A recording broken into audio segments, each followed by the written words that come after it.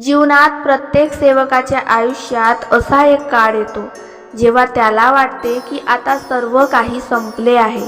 मनात दुःख असते, डोळ्यात अश्रू असतात आणि हृदयात हजारो प्रश्न असतात.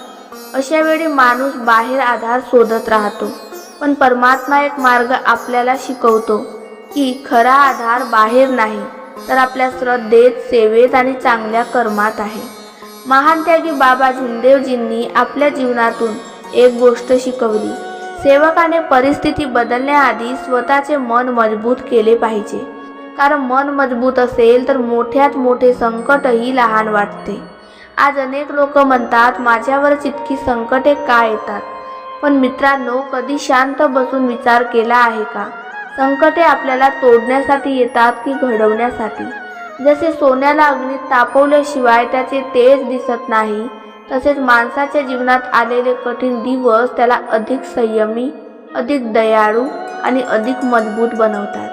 परमात्मा एक मार्ग आपल्याला शिकवतो की सेवकाने कधीही निराश होऊ नये, कारण निराशा माणसाची शक्ती कमी करते, पण श्रद्धा त्याला पुन्हा उभे राहण्याची ताकद देते. आज जगात अनेक लोक यशाच्या मागे धावत आहेत, पण खरे यश म्हणजे फक्त पैसा, नाव किंवा मोठेपणा नाही. खरे यश म्हणजे रात्री शांत मनाने झोप येणे, कोणाचे वाईट न करता जगणे, दुसऱ्याच्या डोळ्यात अश्रू न आणता उलट त्याच्या चेहऱ्यावर हसू आणणे. बाबा झुंदेवजींच्या शिकवणीतून सेवा हीच खरी संपत्ती मानली गेली आहे, कारण सेवा केल्याने फक्त दुसऱ्याचे जीवन बदलत नाही तर स्वतःचे मनही शांत होते. कधी विचार करा, जे झाड स्वतःची फळे खात नाही तेच दुसऱ्यांना फळे देते.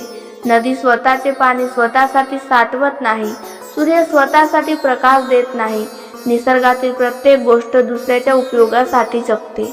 मग आपण माणूस म्हणून फक्त स्वतःसाठीच का जगावे?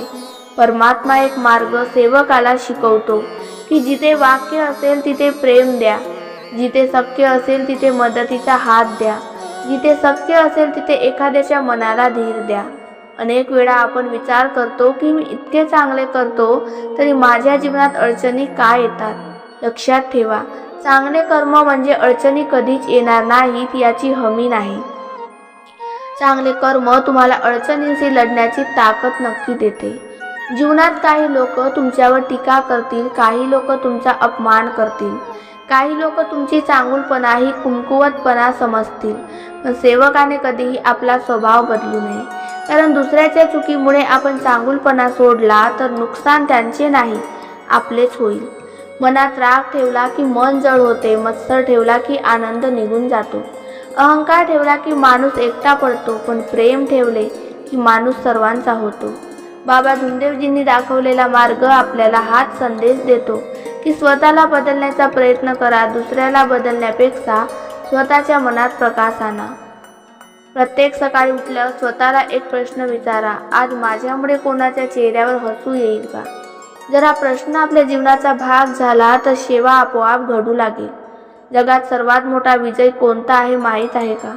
दुसऱ्याला हरवणे नाही तर स्वतःच्या रागावर विजय मिळवणे, स्वतःच्या अहंकारावर विजय मिळवणे, स्वतःच्या स्वार्थावर विजय मिळवणे. हा विजय मिळवणारा सेवक खऱ्या अर्थाने मानव धर्म जगतो.